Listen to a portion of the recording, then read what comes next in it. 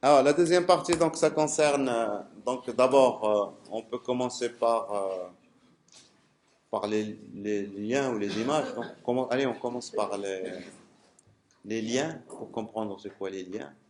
Et donc, les liens, c'est ce qui nous permet d'aller d'une page à une autre.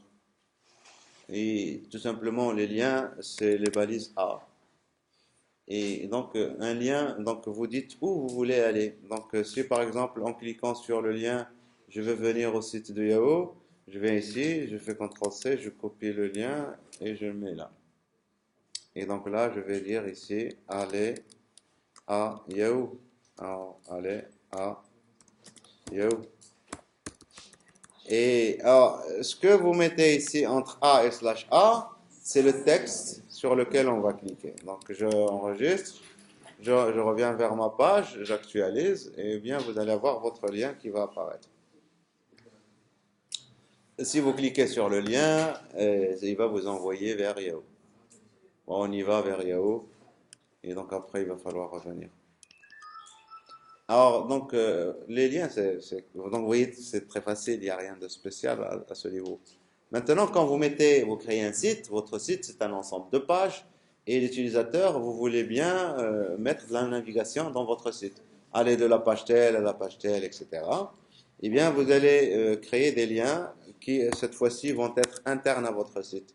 Je mets juste un BR pour revenir à la ligne, et donc ça va être aussi des liens, et je vais aller à la page 1.html. Et donc ici, aller à page 1. Hein, j'écris le texte que l'utilisateur va cliquer. Et puis BR.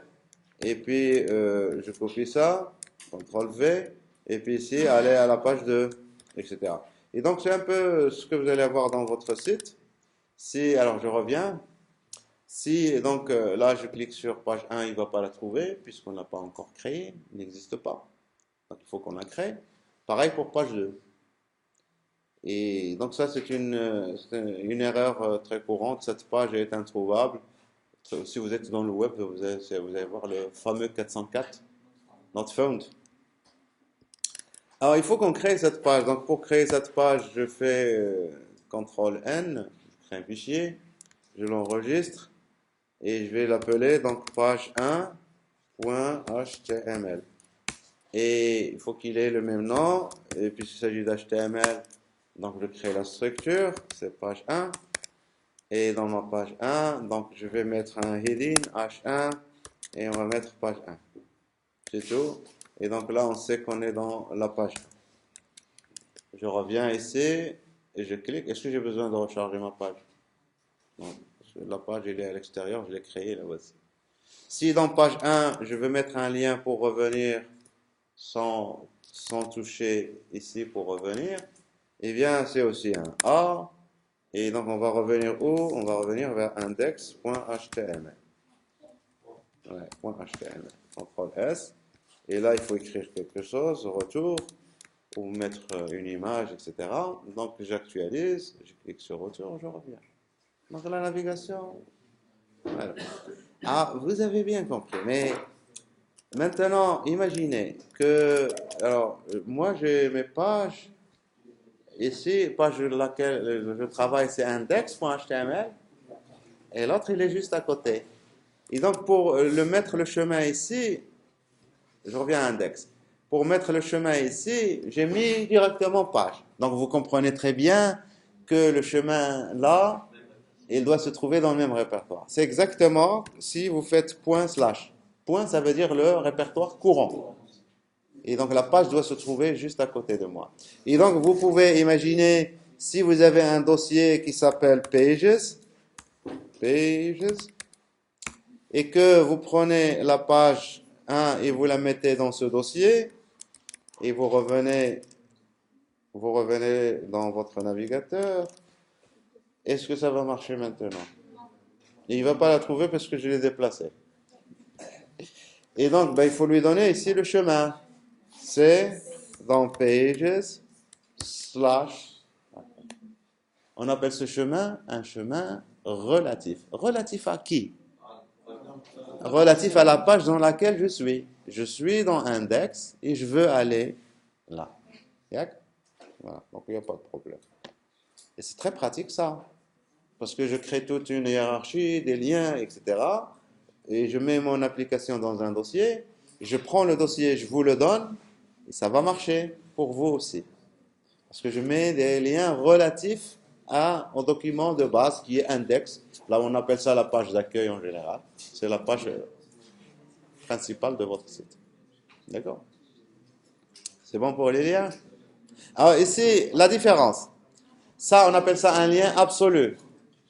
Et on appelle ça un lien absolu. D'accord? Ça, un lien absolu. Ça, on appelle ça des liens relatifs. Tout le monde comprend pourquoi? Pour relatif déjà. Mais ça, pour ça, absolu, pourquoi c'est absolu? On dit absolu. C'est absolu par rapport à Internet. Autrement dit, si je prends la page index toute seule, et je vous la donne, et vous la mettez dans votre machine, est-ce que les trois liens vont marcher? Est-ce que le premier lien va marcher? Si vous êtes connecté. D'accord? Les deux autres liens ne vont pas marcher parce que je ne vous ai pas donné les autres fichiers qu'il y a à page 1 et page 2. Vous voyez la différence entre absolu et relatif? Voilà. Et donc, vous pouvez trouver des choses comme ça, s'il vous plaît. Ça veut dire quoi? Dossier parent. Hein? Le dossier parent ici, je ne sais pas comment il s'appelle. Je ne lui ai pas donné de nom, si. C'est HTML. HTML. Et donc, je remonte et puis je fais HTML. Je monte et puis je redescends. Est-ce que ça va marcher? Hein? D'accord? Donc, vous pouvez remonter et puis aller dans une autre branche, etc. Et parce que le système de fichiers, ils sont hiérarchiques, et chaque nœud, que ce soit un dossier ou un fichier, ne peut avoir qu'un seul parent. Donc, on s'en fout de comment il s'appelle ce parent. Il suffit de le représenter par point, point. Mais quand vous descendez, il faut dire quel est le dossier dans lequel, l'enfant, dans lequel vous voulez entrer. Voilà. Alors, donc, voilà pour les liens. Est-ce que c'est tout ce qu'il y a par rapport aux liens? Pour les liens, donc, pour nous, ils servent à naviguer. Vous êtes d'accord? Mais quand on navigue d'une page à une autre, d'une page à un site. Par exemple, ici, Yahoo, quand je vais vers Yahoo, si je clique sur Yahoo, il m'ouvre Yahoo dans mon site, dans ma page, hein, dans mon onglet. Moi, je veux pas ça. Je veux qu'il l'ouvre dans un nouvel onglet. Et donc, alors pour ça, vous avez un attribut à connaître, ça s'appelle target. Et donc, target, vous lui donnez un mot-clé qui s'appelle blank. On se limite à ça, hein. Donc il y en a d'autres mots-clés. Blank, hein, parent, self, etc. Mais blank, ça veut dire ouvrez-moi ça dans un nouvel onglet. Si j'actualise pour recharger le lien, je clique, il ouvre ça dans un nouvel onglet. Mon site, il est toujours là. Ça va? Après ça, il y a des liens. Le dossier parent. Ouais. Est-ce qu'on peut mettre par exemple 3 points pour le dossier parent et le dossier parent? Non, non. Point, point, slash, point, point, slash, point, point, slash, et vous remontez. Il faut toujours mettre slash. Point, point, slash. Ça, c'est le parent. Et le parent du parent, c'est point, point, slash, point, point, slash. Et puis, etc. D'accord. Alors, après ça, au niveau de la navigation, s'il vous plaît, on peut naviguer entre les pages, mais on peut naviguer dans la même page. Yak, naviguer dans la même page. Imaginez que vous avez dans votre site, vous avez juste une seule page. Et donc, vous allez avoir des sections dans votre page. Il faut s'organiser au niveau de votre page. Très souvent, pour s'organiser, alors je vais enlever encore une fois tout ça. Vous pouvez créer donc on peut utiliser des balises qui ont du sens. Section, par exemple. Et donc, les sections, vous en avez plein de sections. Et CTRL-C, CTRL-V, etc. Donc, je vais en mettre 4 sections. Et donc, pour aller à ces sections, alors ça veut dire à quoi aller à ces sections? Ça veut dire les présenter au niveau de la partie affichable de votre navigateur. Ça veut dire quoi? Ça veut dire que si vous voulez naviguer, ben, il faut que votre page soit très grande par rapport à la partie affichable. Et donc, pour qu'on puisse tester ça, ben, il faudrait qu'on simule un peu les choses. Et donc, à l'intérieur de ma section, donc on va créer une correctement. Je vais mettre ici un titre, par exemple H2. Et donc, je vais appeler ça section, nanana. Et, et après, donc pour simuler ça, je vais mettre des HR, hein, juste pour simuler que la page est grande. HR, HR. Et je copie ça. Oui, BR pour revenir à la ligne, mais on va nous voir des traits, tout simplement. C'est peu importe. L'essentiel, moi, je veux que ma page soit grande. CTRL C, CTRL V, CTRL V. Ça, c'est une grande section. Hein, on l'affiche déjà pour voir ce que ça donne. Non, il est déjà grande. Hein. Et donc cette section, alors les sections, donc, quand vous les créez, il faut les identifier. Eh bien, on va utiliser un attribut universel qui s'appelle ID et qui permet de donner un identificateur à vos sections. Donc j'appelle ça C1, chapitre 1. Et je copie tout ça. Donc ici, ça c'est section 1. Je copie tout ça et donc je vais créer trois sections. CTRL C, CTRL V, CTRL V. Voilà, donc suffisant. Ça c'est donc ID, il faut qu'il soit unique. Donc C1, C2, C3. D'accord? Alors maintenant, si je veux afficher les trois sections, quand vous faites ça, eh bien vous n'avez que la section 1 qui va apparaître. Les autres sections, ils sont en bas. Et si vous voulez y aller, vous pouvez toujours en scrollant, en défilant. Et donc alors, je vais mettre ici, ça c'est section 2. Et ça c'est section 3. Mais moi je veux mettre ici des liens. Et donc, alors, si je veux mettre des liens, je vais mettre UL, alors, CTRL Z, je vais mettre UL, et dans UL, je vais mettre un LI, 3 LI, et dans chaque LI, je vais mettre un A, et dans chaque A, je vais avoir un attribut, attribut, qui va être href, c'est ça? Et après, quoi, qu'est-ce qu'on va voir? Donc, on va avoir un lien, donc, aller à la section, donc ici, je sais pas s'il va m'écrire ça, parce que j'ai plus l'habitude de travailler avec ça. Oui, si, il le fait. Mais il n'a pas fait les choses complètement, mais c'est bon. Donc ici, UL, à l'intérieur du L, j'ai LI, et à l'intérieur du LI, j'ai un H1, j'ai un A, et donc href ici, je vais aller où? Je vais aller vers la section 1. Et donc ici, je vais aller vers la section 1, eh bien, il faut utiliser ici le dièse. Et on appelle ça une encre. Et donc ici, c'est le ID, ça s'appelle C1. Et là, je vais aller à dièse C2. Et là, je vais aller à dièse C3. Et bien sûr, ici, section 1, aller à section 2. Et là, aller à section 3.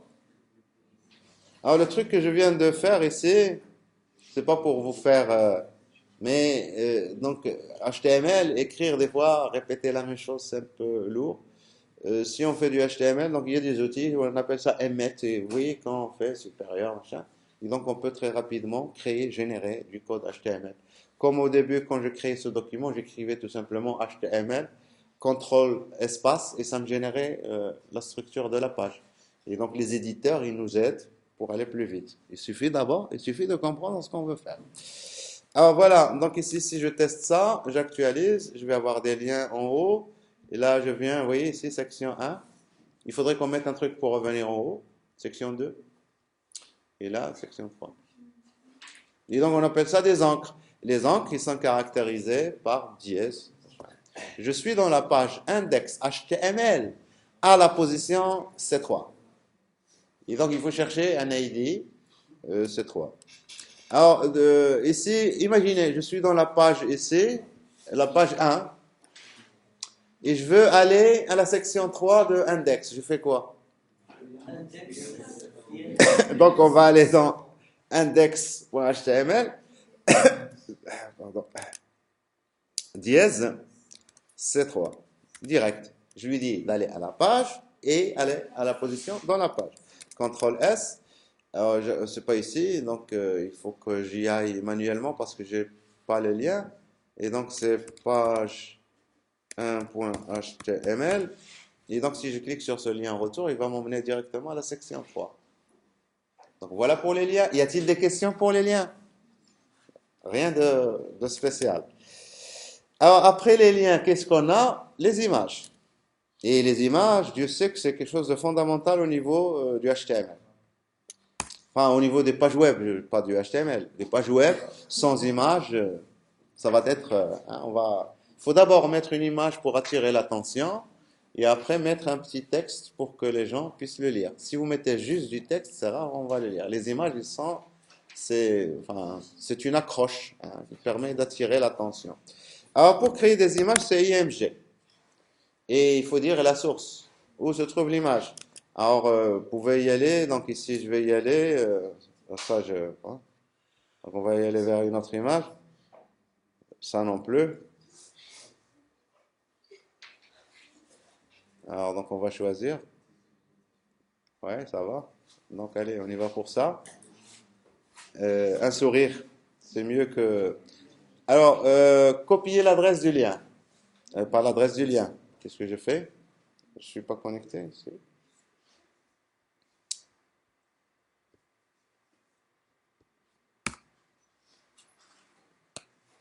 Web inaccessible.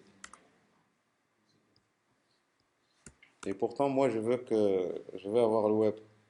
Et ici, il paraît que je suis connecté.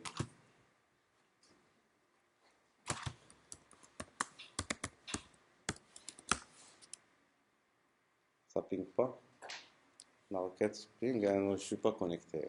Donc, ici, on va lui dire de résoudre les problèmes.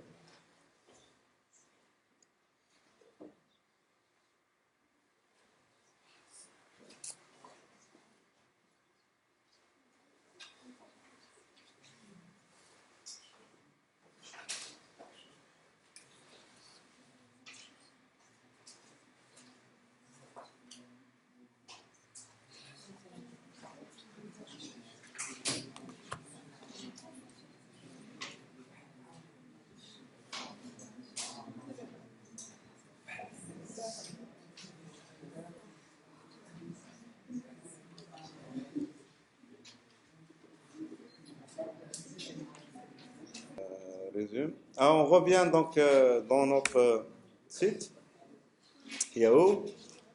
On va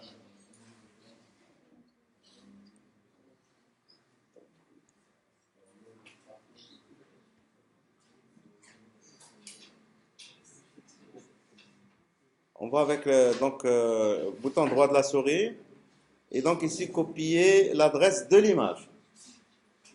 Hein, je copie juste l'adresse de l'image et je vais aller vers mon éditeur et là je mets CTRL V. Vous voyez ici que j'ai un chemin vers l'image. On s'en fout du chemin, mais encore une fois, il faut comprendre qu'il s'agit d'un chemin absolu.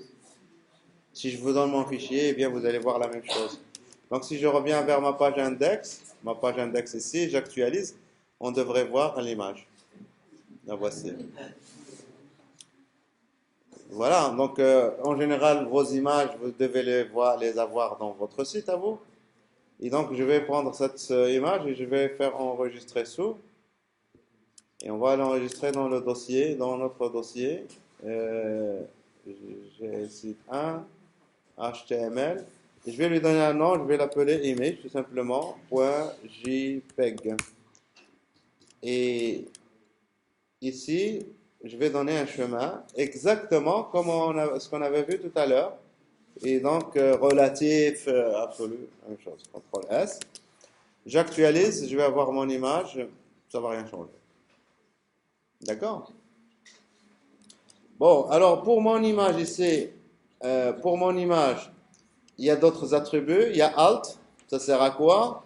C'est de donner un titre à votre image dans le cas où l'image n'est pas trouvée.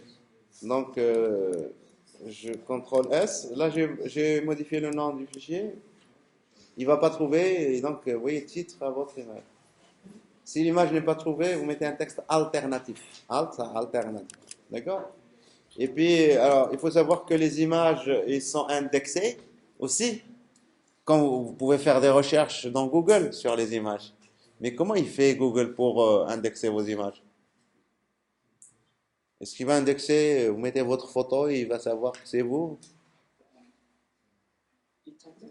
Hein? Et donc, c'est les métadonnées.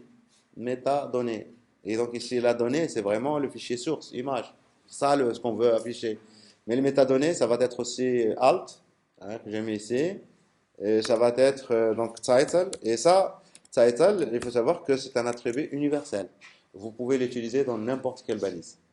Et l'effet de title, et donc ici, afficher un titre. Alors ici, bien sûr, l'image concerne une personne, ben, il faut écrire la personne ou l'activité ou hein, enfin ce qui a relation avec l'image. Vous voyez quand vous mettez la souris, vous voyez le truc en jaune, l'infobulle. Alors ça c'est le premier truc, mais aussi pour l'indexation au niveau des moteurs de recherche. Quand vous faites une recherche dans Google, c'est grâce à ça qu'il va reconnaître votre image. Et donc s'il s'agit de mon image, eh bien ici je vais mettre mon nom par exemple. Ah, je vais mettre Aziz, voilà, etc. Et c'est clair ici. Mais si je suis Alain7, bien je dis Alain7. Et donc je donne plus d'informations. Et donc ici il y a trois mots-clés. Il y a Aziz, il y a Taïf. Et puis voilà. Alors, après ça, donc ici bien sûr, c'est utile à ce niveau. Mais comme je vous ai dit, title, c'est universel. Vous mettez ça pour un tableau, vous mettez ça pour un paragraphe, n'importe quelle balise, vous pouvez lui donner title. Et ça aura le même effet. Le même effet au niveau visuel, vous aurez l'infobulle, mais aussi au niveau de l'indexation, ça peut ajouter de l'information au niveau de cette balise. D'accord, métadonnées. Alors après, donc après ça, title et alt, je les enlève. Vous allez vouloir peut-être modifier la taille de votre image. Et comme on avait fait tout à l'heure pour les tableaux, vous pouvez être tenté de faire quelque chose comme ça. Là, il est très large, je veux que ce soit un peu moins large. C'est bien ça aussi. Mais il faut savoir que c'est bête de faire des choses comme ça. Pourquoi? Parce que votre image sur le serveur, elle est grande comme ça. Et donc, il a une taille plus grande. Vous la chargez, vous consommez les ressources réseau, hein? Vous dérangez le serveur, vous dérangez le navigateur, et vous attendez en plus. Et quand elle arrive sur le navigateur, il doit faire encore un effort pour la réduire. Et c'est un traitement tout ça. Et donc, quand vous utilisez des images dans le web, toujours, il faudrait les envoyer dans la taille de leur utilisation. C'est le meilleur qu'il faut faire. Je les envoie dans la taille de leur utilisation. Pour vous montrer ça, je reviens sur le site de Yahoo. Et on va, donc ici, on est dans l'inspecteur. Je vais mettre ça en bas et vous pouvez aller voir les sources de cette page. Et parmi les sources, vous allez dans Frame en haut et vous pouvez aller voir Images, toutes les images qui sont utilisées dans le site. Si vous parcourez ces images, alors j'agrandis un peu ça. Si vous parcourez ces images-là, pour les parcourir avec les flèches, hein, vous voyez ici, j'y vais. Hein, vous voyez combien d'images sont utilisées dans le site de Yahoo. Dans la page, pas de le site, dans la page qu'on a chargée. Eh bien, toutes ces images sont chargées. Mais vous remarquez qu'il y a des petites images et on va retrouver les mêmes qui sont à des dimensions plus grandes. Juste, donc je passe en revue. J'espère qu'on va tomber juste sur de bonnes images. Voilà, donc ça, je pense qu'on va trouver ça en plus petit, peut-être. Il y a même des choses qu'on ne voit pas. Vous voyez ça, c'est une image ça. Et il a une dimension de 1 pixel fois 1 pixel. Donc on peut se demander, mais à quoi va servir cette image?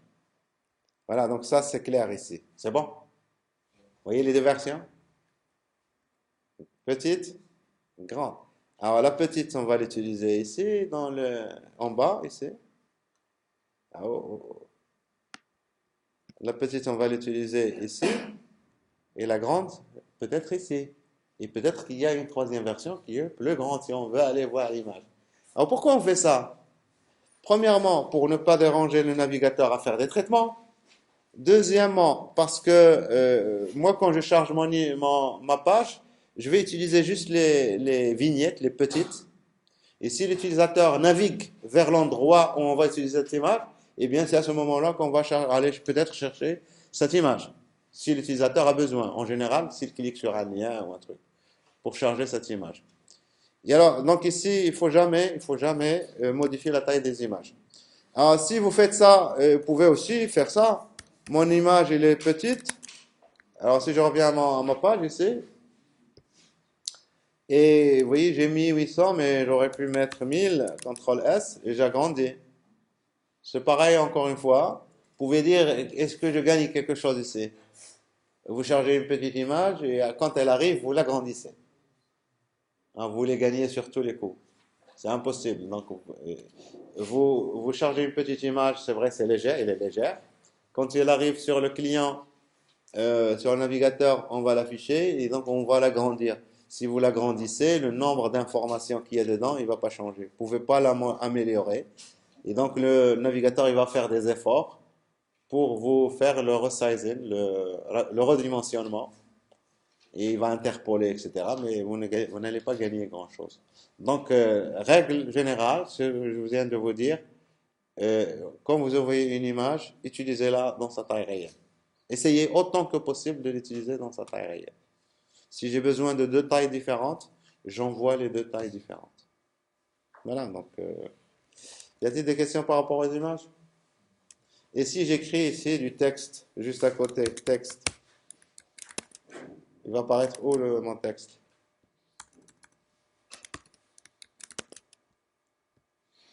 Oui, il va apparaître juste à côté. Et donc, il faut savoir que le flux de l'affichage, quand vous utilisez des images, donc là j'ai mis 200, mais j'aurais pu mettre 20, et donc écrire du texte, et puis début, espace image, espace texte, etc. Et donc, vous pouvez mettre une image dans le cours de texte. D'accord? Voilà. Et donc ici, 40, c'est un peu petit, je mets 60. Et donc ici, votre image, vous pouvez l'aligner. Et donc, comme on avait vu tout à l'heure, align, et donc on va mettre ici top. Je sais plus, donc j'utilise jamais ça. Hein. Et donc je mets alors, middle. Je mets rien, déjà, pour voir ce que ça donne. Vous voyez que c'est aligné sur la même. Et donc je mets middle. Voilà, etc. Et top. Donc c'est ce que j'avais fait au début. CTRL S. Et donc on peut aligner l'image surtout quand vous l'avez comme ça au niveau du texte. Mais c'est déconseillé d'avoir des images comme ça. Enfin, voilà donc pour les images. Y a-t-il des questions par rapport à ça? Non.